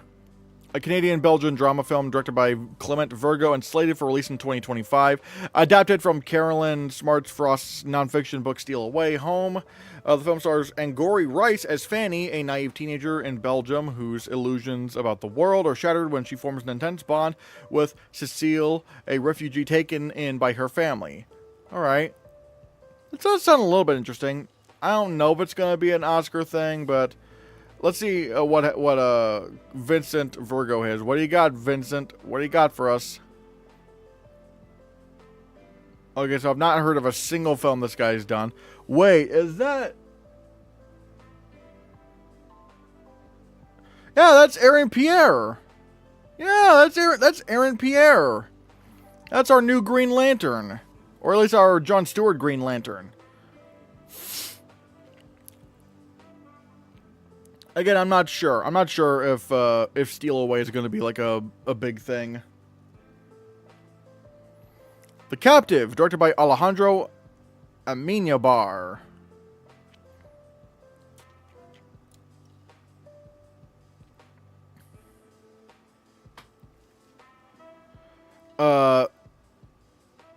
Is an upcoming adventure drama film. Okay, if it's an adventure drama film, I don't know. Director, okay, it stars Julio Pena as Miguel de Cervantes, tackling the latter's spell in captivity in Algiers. It is a Spanish-Italian co-production.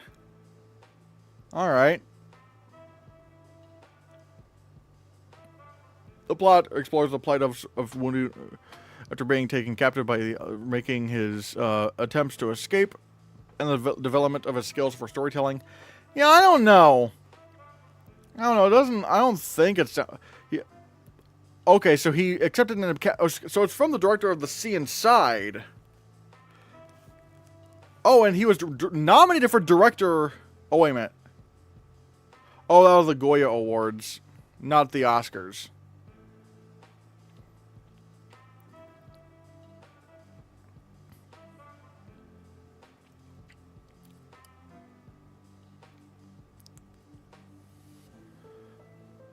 Alright. Alright, so it's probably not going to be an Oscars thing. Probably not. I don't know. Yeah, I don't know. Probably not. What up, Doe? Hello, Samar. Wait. Oh, wait, I'm trying to remember who you were. The Christophers, directed by Steven Soderbergh. Good God, this guy makes like a movie every year, and now he has 2 movies this year. Alright, let's see. Estranged children of a well-known artist employ a forger to finish his incomplete paintings in order to sell them. Again, I'm not sure. I mean, like...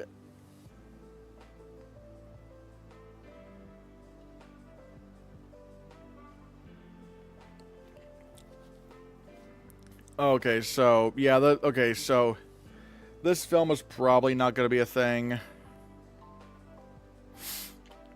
The Lost Bus, we already know that was coming out. The Secret Agent, that's going to be having its Canadian premiere at TIFF. Again, like, I am looking out for The Secret Agent, especially... Oh my god, I just realized. Now I'm wearing a similar shirt that he's wearing right now. Okay, for a little bit of context, people say that I look like Wagner Moura, the lead actor in this film. And now I just realized I'm wearing almost the exact same shirt that he's wearing. Damn it. I can't win. The Smashing Machine. It's going to be having its North America premiere over here, which also means if it's having its North America premiere here, it's probably going to have its world premiere over at Venice. But yeah, honestly, like, I'm looking forward to see how this is done. I mean, I think this could win Best Makeup and Hairstyling. Again, as long as people don't hate it like they hated Maestro, I think it could win. The Testament of Ann Lee. So this is the Ann Lee film. Apparently, Ann Lee is not the true title of this film is The Testament of Ann Lee. So that's interesting. And so, but again, I'm not really sure exactly what kind of film this is going to be. So I don't know. The Ugly, directed by Yeon Sang-ho. What is this one about?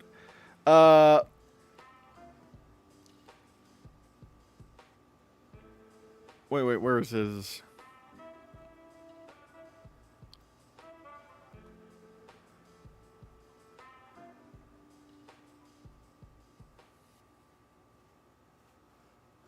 A man investigates the truth behind his long-lost mother's death. If that actually is his name, no, if that's actually his movie.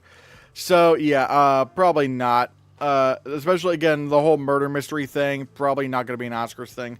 Three Goodbyes by Isabelle Coyette. Not sure what this film is about.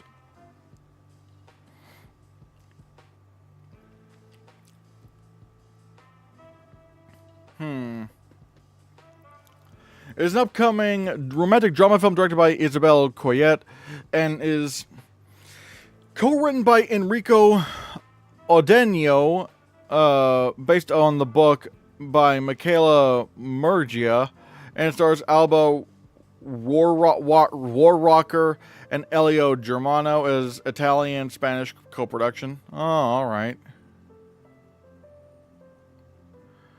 Train Dreams, that's going to be playing at TIFF. I'm a bit late, but Franz Kafka is a huge name in literature. His works, The Metamorphosis and The Trial, are classics. Alright. Tuner. I can already tell by this, it's probably just going to be like some sort of dramedy that's going to be playing at TIFF, and then it doesn't really go anywhere.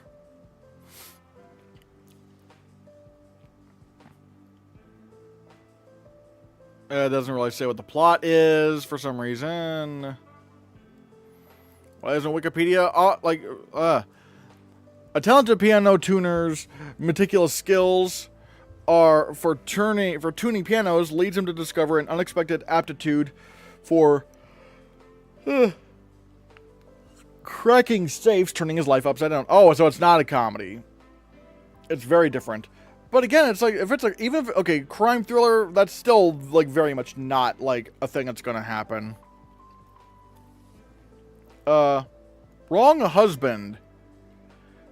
I'm not sure. Let's see. Okay, so it's another Canadian film. The film is a historical drama centered on Kojak and Sapa, two young Inuit lovers in Igloolik, kept apart by tragic circumstances, who turn to a shaman to help them be together. It's casting. Okay, so I don't know. It looks like it's probably just another like Canadian film that they're just kind of putting in there.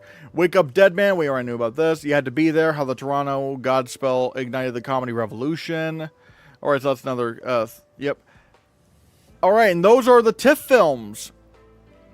Those are the TIFF films. All right, let's look at next best picture. I do want to look at what next best picture says, or at least or at the very least pull them up because they have like a big list of all that's come out.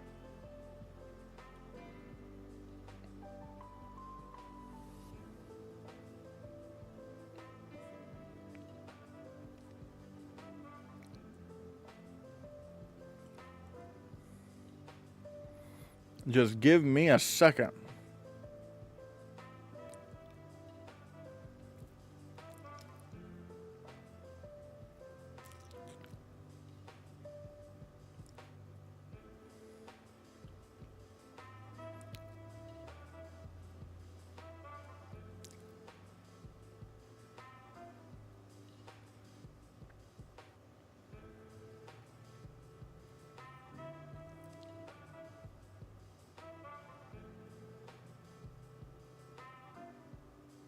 We can take a good look at all this.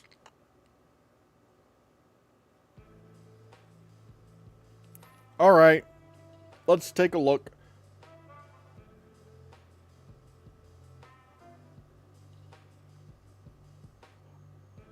Oh wait.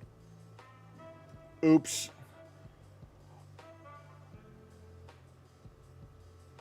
Okay, so I did have... Okay, wait. I did have, the correct, like... Okay, so I did have the screen on when I was looking at all those movies. Okay. Whoo-wee! I almost had a heart attack. Did we get Jay Kelly or Marty Supreme trailer yet? No, we did not. But yeah, out of all these films, I mean, granted, we're going to see more TIFF premieres... Or like, TIFF films announced this week. So this isn't everything. But so far, it's looking like this is mostly it. It's not looking like a particularly strong, TIFF lineup, to be honest. It doesn't look that strong for TIFF. Again, like the few films that do stand out are the films that have already been announced. Like, Rental Family and Wake Up Dead Man, The Ballad of a Small Player. But out of the new, announcements, Frankenstein, that's interesting. It was just an accident. That's, and also Sentimental Value. Sentimental Value appearing here. I think, again, given the lineup that we have right now, again, we'll have to see how everything goes later on. But right now, Sentimental Value and Rental Family are the only films like really standing out to me that could win the People's Choice Award. So yeah. What about the Secret Agent? Secret Agent, maybe. Hold on. But Secret Agent maybe Secret Agent could do that. We'll have to see about that. Again, I'm very curious as to how long, as to like, I'm very curious as to this film's, like Oscar prospects and stuff. And see if it's going to have like true lasting power. Will Smurfs win an Oscar? No. But yeah, and again, some of the film, I think even, again, Matt Negley also pointed out, what did he say earlier? Oh,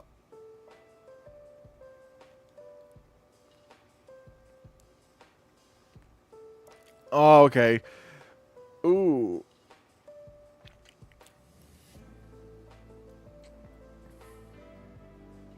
Okay, so it looks like Matt Neglia saw the trailer for Avatar: Fire and Ash. And it looks like James Cameron's third chapter in this epic saga is set to deliver once again. The trailer leans heavily on the stunning visuals, giving us glimpses of the new volcanic environments on Pandora and intense action on a scale that looks bigger than The Way of Water. We see hints of growing tensions within the Sully family over Spider, and a new threat rising from the Ash people clan at the manipulative hands of Quaritch. At this time, the spotlight seems to be given even more on the next generation of Sullys, though Jake and Neytiri still have some fierce moments. There's also an intriguing tease of major stakes for Jake that hint at a darker turning point for the story, with so many engaging characters to follow and a story that looks to be taking some compelling turns. It all promises another visually spectacular, emotional fight for Pandora when the film hits theaters on December 19th. All right. Will we do Oscar predictions at the end of live? Probably not, because I got a phone call at 2 o'clock, which means I got to wrap up pretty soon. And also, considering this week is just going to be filled with, announcements for, film festivals, I have to see when I'm going to be able to do my acting Oscar predictions, because, oh boy, it's going to be, yeah. So it looks like these films will play a Telluride based on today's TIFF announcement. Ballad of a Small Player, Hamnet, If I Had Legs I'd Kick You, It Was Just an Accident, Nouvelle Vague, The Secret Agent, and Tuner. And it's unconfirmed that this will go to Telluride, Train Dreams. So, these films are looking, so Sentimental Value is looking to, and It Was Just an Accident, are both looking, and The Secret Agent, are looking to get in at Cannes, TIFF, and Telluride. I'm very curious as to what Venice is going to do. What is Venice going to pull off? If I'm not mistaken, Venice announcements are tomorrow, I think. Does Jay Kelly have a release date? I don't know.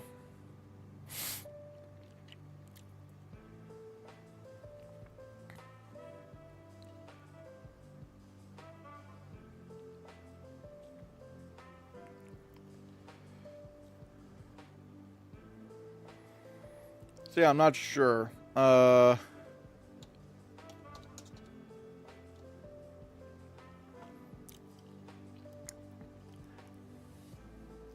When is Jay Kelly coming out? Okay, so November 14th, 2025 on Netflix. That is when Jay Kelly is coming out. Good lord, this cast is insane.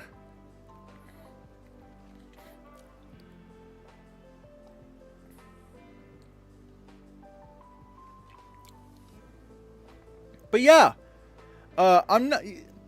TIFF is interesting. Not a lot is standing out to me. Not a lot of the films that we're like, oh yeah, we're like big, like big anticipated films and whatnot.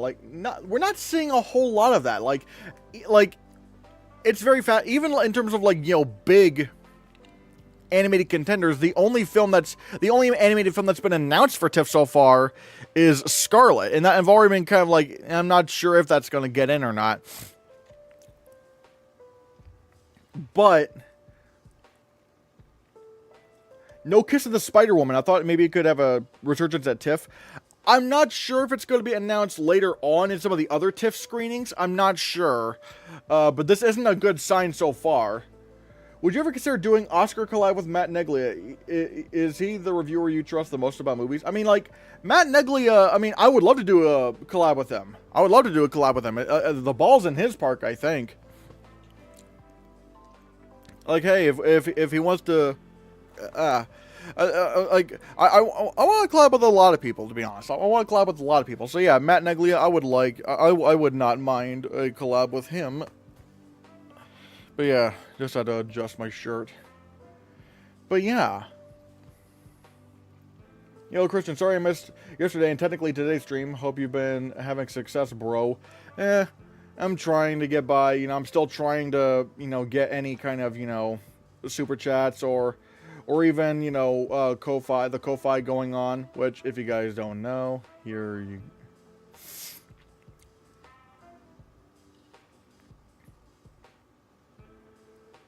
If you guys want to help support the channel directly, Ah, man.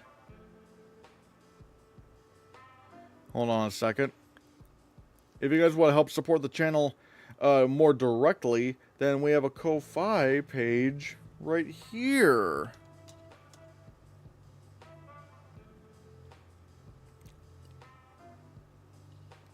Yeah.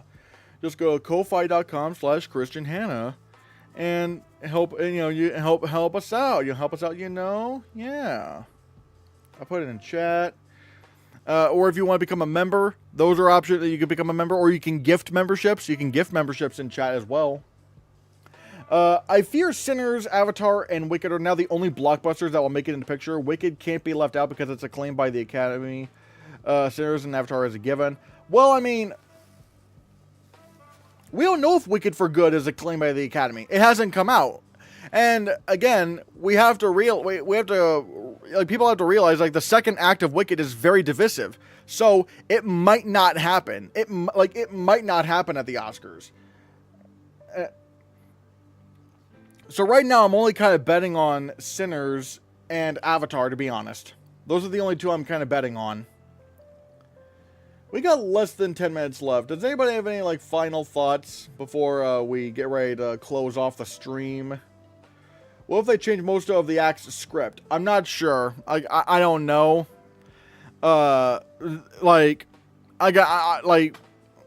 They usually stage adaptations or, like, musical stage adaptations don't really do that much. So I'm not sure about all that. Sinners will get into picture and director. I think it's going to get into picture, director, original screenplay, and a bunch of text, and maybe even some acting nominations.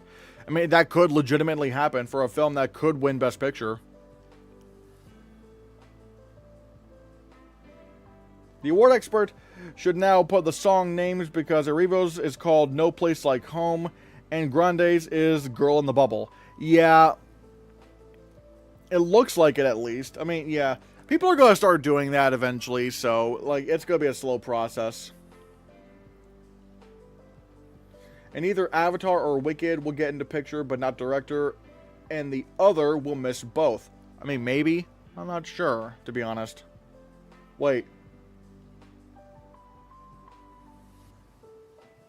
I mean, yeah, I don't think, even if Avatar and Wicked got into Best Picture, I don't think they would get into director.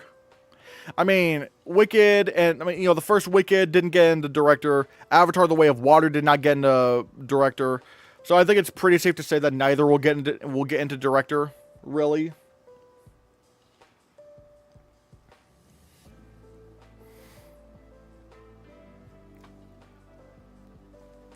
Chu kind of has to get the director nom because he won Critics' Choice, and whoever wins gets an Oscar nom. Well, he didn't get nominated for the first Wicked. It could be the Oscars' way of saying thank you, Chu, but I don't know. I think that was just weird. The Critics' Choice win for Wicked was weird. Yeah, it just kind of seemed out of nowhere. Like, no one was thinking John M. Chu was going to get nominated. Or was going to win for that. No one thought that was going to happen. And plus Critics' Choice that year was just weird overall. Like, Anora won Best Picture, and that was the only award that it did win. The Substance won Original Screenplay. The Brutalist only won Lead Actor. Like, it was just weird all around. I don't know if we could really say anything about, stats when it came to last year's, or technically this year's, Critics' Choice Awards, because it was just so out of the ordinary for anything we've seen. If the ceremony wasn't delayed, would he get the Oscar nod? No, he would not, because the Oscars still do not like big blockbuster directors. You took Skarsgård out of Sentimental Supporting Actor, I see. Any particular reason? Are you talking about out of the win? Because I know I still have him for the nomination.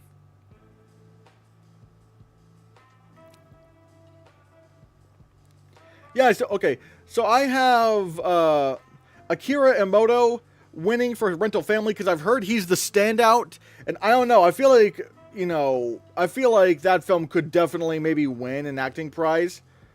I mean, so maybe.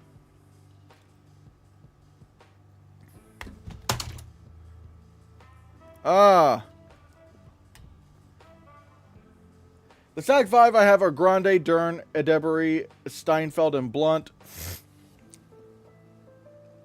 Fanning will replace Steinfeld at the Oscars. I don't know. I think if anyone's on the chopping block, it would be Iowa Edebury and Emily Blunt, considering they are not locked. They're in films that are like not locked in for Best Picture. At least Nosferatu won photography, cinematography.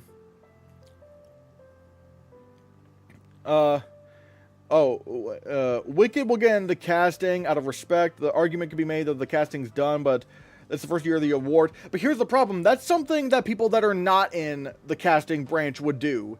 Because when you look at the crafts branches, they don't really go for, like, the narrative stuff at all. They only go for, like, what they care in terms of the craft itself. And, like, sure, the narratives might work with, like, actors or even directors and stuff, but the crafts branches don't do that. Like, that's something, like, the whole thing about, oh yeah, well, the first Wicked did most of the casting, so the second film, well, we could just give that the nomination because we didn't get to the first time. That's something that, again, like, maybe, like, actors would do, but not the casting director's branch. I don't think they would do that. The crafts branches don't go for narratives like that. Thoughts on The Wizard of the Kremlin by Oliver Assayas, starring Jude Law as Putin. I'm curious. I mean, it's not playing a TIFF so far, but I wasn't even sure if this was going to come out this year. I'm wondering if Rental Family wins Best Picture. If Rental Family wins Best Picture, could both Akira Emoto and Mari Yamamoto win the supporting category, supporting acting categories? I've heard that Yamamoto is not really that strong at all, so I don't know. Begonia for original score. Maybe a nomination. I don't know. Barbie sequel confirmed. Gerwig and Robbie not included in the project. Yeah, so it's not gonna be a Best Picture thing. Can't wait to see what the costumes for Marty Supreme. I'm interested. Except with John Williams, his nods are for Indy 5 and Fablemans or Criminal. I don't think Fablemans was Criminal. I think Fablemans had a good score. I know the Wicked trailer didn't change any bit of your perspective in any moments, but that made you think. But any moments that made you think, hey, this movie might not be too bad. I mean, I'm looking forward to Wicked for good, but again, I just don't know. I just don't know if it's going to be a big thing. But yeah, any final thoughts before we close out the show? Any final thoughts before we close out the show? Because I gotta go before 2 o'clock. Any final thoughts?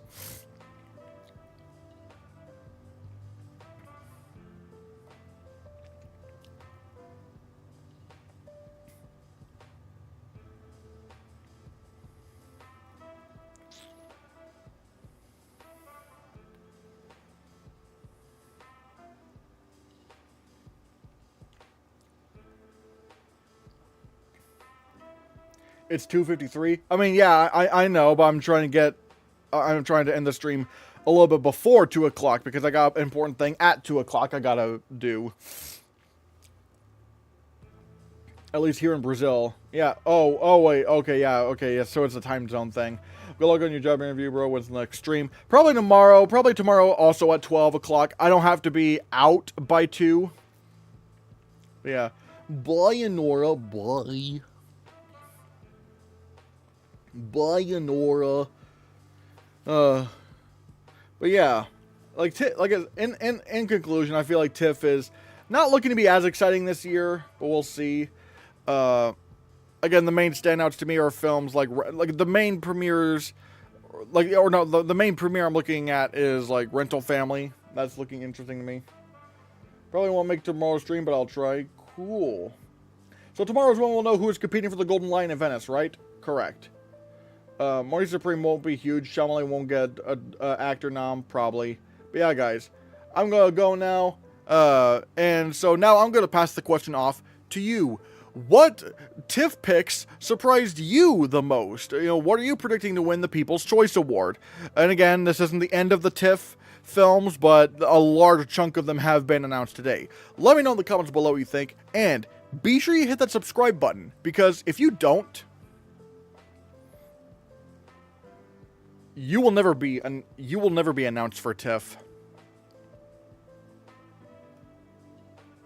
Oops. Oh!